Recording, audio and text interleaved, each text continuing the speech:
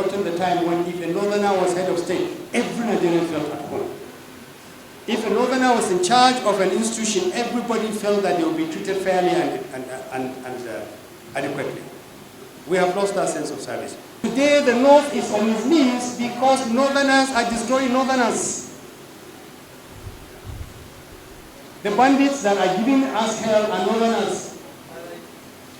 The kidnappers who are taking our people are northerners. We don't need anybody to tell us this. Northerners have to fight the people who are destroying the North. That schools have to be shut down to tell you the gravity and the magnitude of this problem. If you can shut down school, you are telling me that there is no hope for the future and the society. Because the economy of the North has already crumbled, we are running away from insecurity. We are politically vulnerable. They think they can buy us for 2023. They are making a mistake. The North has pride. We are humble enough to know that we have to run Nigeria along with other people. But we are not going to play a second fiddle to anybody.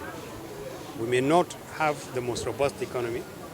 There are people who are trying to strangulate us even more than we are being strangulated. We are ready for these things. We will consider every economic adversity as a challenge. We will fix the northern economy, and we are the only ones who can fix this northern economy.